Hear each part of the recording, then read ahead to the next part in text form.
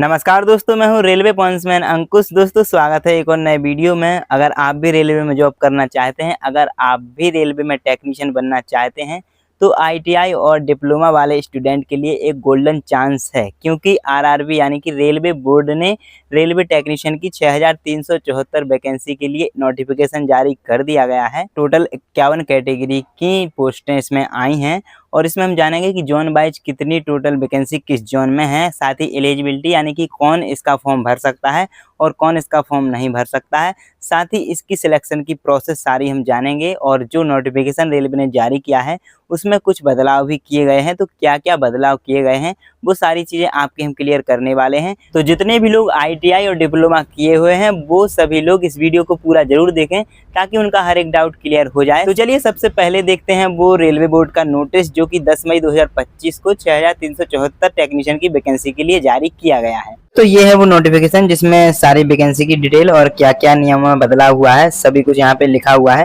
एक एक करके सारी चीजें हम समझते हैं। देखिए यहाँ पे government of India, ministry of railway board द्वारा ये नोटिस जारी किया गया है जो कि 10 तारीख को ये नोटिस जारी किया गया है। लेटर नंबर है और यहाँ पे सब्जेक्ट है vacancies of technicians to be notified 2025। अब हम देखते हैं नीचे ये जो 7 पॉइंट लिखे हुए हैं, इन 7 पॉइंट का सबसे पहले मतलब समझते हैं। इसके बाद हम जॉइन वाइज वैकेंसी और जो सिलेक्शन का प्रोसेस है वो सारी चीजें समझेंगे, इसका सिलेबस और सारी जो भी चीजें होती हैं सभी समझेंगे। पहले इन 7 पॉइंट का मतलब जानते हैं। दोस्तों सभी पॉइंट को समझने से पहले मैं आपको बता दूं कि अगर आप रेलवे, एसएससी, बैंक या किसी भी अन्य गवर्नमेंट एग्जाम की तैयारी कर रहे हैं तो तैयारी के साथ साथ मॉक टेस्ट देना भी बहुत जरूरी होता है। इसके लिए आपको टेस्ट बुक एक बहुत ही जबरदस्त ऑफर लेकर आया है समर सेल, जो कि 12 से 14 जून तक ही सिर्फ चलने वाली है। इसमें आपको ईयरली टेस्ट बुक का पास प्रो मात्र 351 रुपए में और वहीं पास प्रो मैक्स 395 रुपए में मिल रहा है। साथ ही अगर आप आरपीए कूपन कोड इस्तेमाल करेंगे तो 12% का एक्स्ट्रा डिस्काउंट भी आपको मिल जाएगा। जैसे ही आप इसका टेस्ट बुक का पास प्रो ले लेंगे तो आपके पास 750 से भी ज्यादा एग्जाम्स के 1.5 लाख से भी ज्यादा मॉक टेस्ट, साथ ही 30,000 से ज्यादा प्रीवियस ईयर के क्वेश्चन पेपर भी आपको देखने को मिल जाएंगे। तो अगर आप किसी भी एग्जाम की तैयारी कर रहे हैं कॉम्पिटिटिव, तो आपको टेक्स्ट बुक का पास जरूर लेना चाहिए और ये आपकी तैयारी में बहुत ज्यादा हेल्प करता है। अगर आप पास प्रो मैक्स लेते हैं तो फिर आपको जो डाउट सपोर्ट है वो भी मिल जाता है, साथ ही जो स्टडी नोट्स होते हैं वो भी आपको फ्री में प्रोवाइड करा जाएंगे। दोस्तों जिसने भी अभी तक टेक्स्ट बुक का पास प्रो नहीं लिया है, लिंक डिस्क्रिप्शन में दी गई है, अभी जाइए ऐप को डाउनलोड करिए और पास प्रो या पास प्रो मैक्स बाई करके अपनी तैयारी को नेक्स्ट लेवल तक ले जाइए। चलिए वीडियो में आगे बढ़ते हैं। इस नोटिफिकेशन में जो पहला पॉइंट है इसका मतलब है कि जो हर जोन है रेलवे का और प्रोडक्शन यूनिट यानी कि पी यूनिट टेक्नीशियन की कितनी कितनी वैकेंसी है उसका डाटा OIRMS यानी कि ऑनलाइन आइडेंटिंग और रिक्रूटमेंट मैनेजमेंट सिस्टम और HRMS के इंडेंट मैनेजमेंट के द्वारा ये वेरीफाई कर लिया है ऑफिशियली और एक्सेप्ट भी कर लिया है कि अब ये जो रिक्रूटमेंट है ये प्रोसेस रेडी है। इसके बाद पॉइंट 2 है जिसमें लिखा गया है कि रेलवे बोर्ड ने हाईएस्ट ऑफिसर से परमिशन भी ले ली है। साथ ही CEN का नोटिफिकेशन यानी कि सेंट्रलाइज एम्प्लॉयमेंट नोटिफिकेशन जारी किया जाएगा 6374 वैकेंसीज के लिए और ये टोटल 51 कैटेगरीज में पोस्टें आएंगी और हर एक रेलवे जोन और प्रोडक्शन यूनिट के हिसाब से कितनी पोस्ट कहाँ पे हैं वो एनेक्सर ए में दिया गया है जो कि नोटिफिकेशन के नीचे है। इसमें साउथ सेंट्रल रेलवे में 9 स्पेशल पोस्टों को भी रखा गया है जो कि सिग्नल एंड टेलीकॉम डिपार्टमेंट से बिलोंग करती हैं, जिसका मतलब है कि रिक्रूटमेंट ऑफिशियली अप्रूव्ड है और हर एक जोन की डिटेल लिस्ट बन चुकी है। इसमें जो तीसरा पॉइंट लिखा गया है इसका मतलब है कि कई टेक्नीशियन कैटेगरीज के काम और जो क्वालिफिकेशन और मेडिकल स्टैंडर्ड के अलावा जो PWBD के रूल हैं वो एक जैसे हैं, इसीलिए अलग अलग नोटिफिकेशन निकालने की बजाय उन सभी कैटेगरीज को क्लब कर दिया जाएगा। मतलब कि जो अलग अलग पोस्टें हैं उन सभी को एक में जोड़ दिया जाएगा। तो जो 51 कैटेगरी है उनमें से जो 33 कैटेगरी की पोस्टें हैं उन सभी को क्लब करके 12 क्लब कैटेगरीज में जोड़ दिया गया है और ये सब कैटेगरी एनेक्सर बी में लिस्ट की गई हैं जो कि नोटिफिकेशन के नीचे दी गई है। इसका मतलब है कि आपको फॉर्म सिर्फ एक ही भरना है, जिसके बाद जो सिलेक्शन होगा उसमें डिपार्टमेंट डिसाइड करेगा कि आप किस पोस्ट के लिए जाओगे। इसके बाद जो चौथे पॉइंट में लिखा गया है उसका मतलब है कि जो फर्निशिंग और सेल यानी कि मैकेनिकल टेक्नीशियन होते हैं जिसकी पोस्ट प्रोडक्शन यूनिट में होती थी उनके लिए अलग से रिक्रूटमेंट नहीं होगा और उनकी वैकेंसी अब फिटर और वेल्डर टेक्नीशियन कैटेगरी में इंक्लूड कर दी गई हैं। मतलब कि कैंडिडेट को अब फर्निशिंग या सेल के लिए फॉर्म भरने की जरूरत नहीं है, अगर वो फिटर वेल्डर के लिए अप्लाई करेगा तो वो भी कंसीडर किया जाएगा। इसके बाद पॉइंट 5 में जो लिखा है इसका मतलब है कि जो सभी रेलवे जोन और प्रोडक्शन यूनिट को कहा गया है कि वो अपनी फाइनल वैकेंसी लिस्ट एक वीक के अंदर OIRMS पोर्टल में अपलोड जरूर कर दें और एक आम RRB बेंगलुरु के चेयरमैन के साथ मिलकर करना, मतलब हर जोन को इंश्योर करना होगा कि जो रिजर्वेशन होता है SC ST OBC EWS का, उनका पूरा ध्यान रखा गया हो। किसी भी कैटेगरी की final vacancy limit railway board के अप्रूव नंबर से ज्यादा नहीं होनी चाहिए।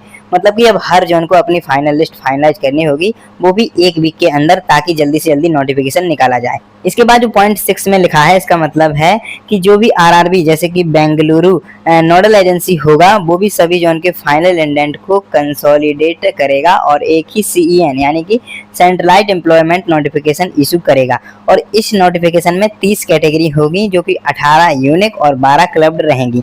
CEN में ये भी लिखा गया है कि किस किस डिपार्टमेंट की पोस्ट एक साथ क्लब की गई हैं, ताकि कैंडिडेट को आइडिया हो कि उसकी कहां पोस्टिंग हो सकती है और फाइनल पोस्टिंग किस डिपार्टमेंट में मिलेगी। ये रेलवे जोन के प्रोडक्शन यूनिट डिसाइड करेगा उनकी रिक्रूटमेंट के हिसाब से।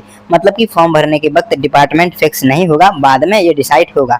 इसके बाद जो पॉइंट 7 में लिखा है, इसका मतलब है कि जो RRB जो हैं, जब सिलेक्शन कंप्लीट करेंगी तो पैनल रेलवे को जो भेजा जाएगा उसमें सिर्फ क्लब्ड कैटेगरी मेंशन होगी, डिपार्टमेंट का नाम नहीं होगा। और हर जोनल रेलवे या प्रोडक्शन यूनिट अपनी रियल टाइम रिक्रूटमेंट के हिसाब से सिलेक्टेड कैंडिडेट को डिपार्टमेंट पोस्ट अलॉट करेगा।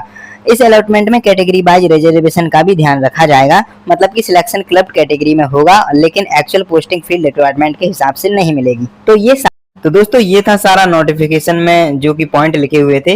इसके बाद हमारी वैकेंसी की डिटेल है जो हम आपको समझाते हैं। तो दोस्तों आप देख सकते हैं जो टोटल 51 टाइप की पोस्ट हैं, वो सारी की सारी इस 2 पेज में दी गई हैं। इसमें एक पेज में 33 पोस्ट और अगले पेज में टोटल 51 पोस्टें दी गई हैं। कौन कौन सी पोस्ट है और किस डिपार्टमेंट की है, सारी चीजें इसमें दी गई हैं।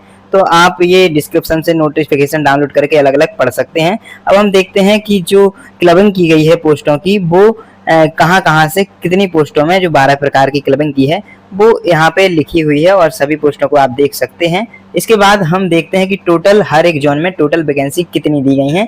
तो यहाँ पे आप देख सकते हैं कि सेंट्रल रेलवे मुंबई में यहाँ पे 305 वैकेंसी हैं और ईस्ट कोस्ट रेलवे में 79, ECR में 31, ER में 1119, के बाद ICF में 404, NCR में 241, NER में 68, NFR यानी कि नॉर्थ फ्रंटियर रेलवे में 317, नॉर्दर्न रेलवे में 478 और NWR में 188 और PLW में 217, RCF में 47, RWF में 36, SCR में 89, SECR में 57 और SER में 180, SR में 1215। ये भी बहुत ही अच्छी पोस्ट है। और जो साउदर्न रेलवे है 1215 पोस्ट, इसी जोन में सबसे ज्यादा वैकेंसी आई हैं। इसके बाद है SWR जहाँ पे 106 पोस्ट हैं और WCR 126 पोस्ट और वेस्टर्न रेलवे मुंबई में 849 पोस्ट और इन सभी को मिलाकर टोटल 6374 पोस्टें यहाँ पे आई हैं। तो इस तरह से ये वैकेंसीज का टोटल डाटा है कि किस जोन में टोटल कितनी वैकेंसी हैं। तो ये भी आप नोटिफिकेशन से अलग अलग देख सकते हैं। अब हम आपको बताते हैं कि इसकी सिलेक्शन का जो प्रोसेस है वो क्या क्या रहने वाला है, इसकी एलिजिबिलिटी क्या क्या रहने वाली है,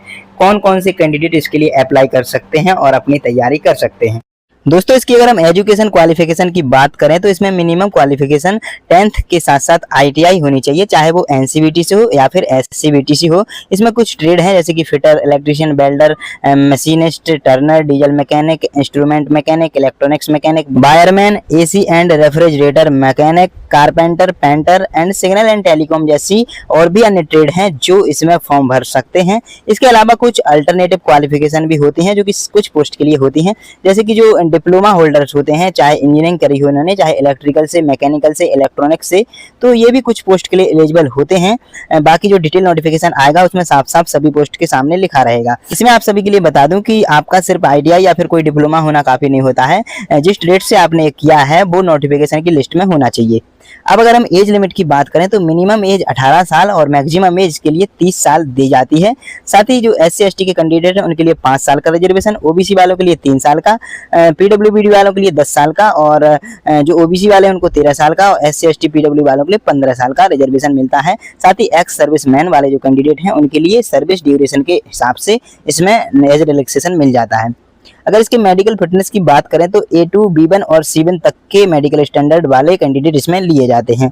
अब अगर हम इसकी सिलेक्शन प्रोसेस की बात करें तो इसमें सिर्फ एक सीबीटी एग्जाम होता है जिसमें मैथ, रीजनिंग, जनरल साइंस और जीके 4 पोर्शन पूछे जाते हैं और इसके टोटल 100 क्वेश्चन 100 मार्क्स के पूछे जाते हैं। इसके बेस पे आपकी कट ऑफ बनाई जाती है। इसके बाद आपका सीधा डीबी और मेडिकल होता है। इसके बीच में आपकी कोई भी प्रोसेस नहीं होती है। इसके बाद कोई भी आपका एग्जाम नहीं होता है, सीधे आपकी ज्वाइनिंग हो जाती है।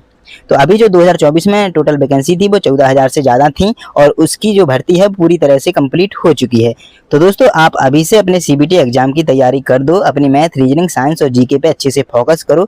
100% अगर आप मेहनत करेंगे तो 100% आपका सिलेक्शन भी होगा। तो दोस्तों ये थी आज की वीडियो की पूरी जानकारी। उम्मीद है कि आपको ये जानकारी पसंद आई होगी। अगर वीडियो अच्छी लगी है तो वीडियो को लाइक और अपने दोस्तों के साथ शेयर जरूर करिएगा। साथ ही जिसने आईटीआई और डिप्लोमा किया है अपनी बेहतरीन तैयारी रखिएगा। चलिए फिर मिलते हैं अगली वीडियो में, तब तक के लिए नमस्कार, धन्यवाद।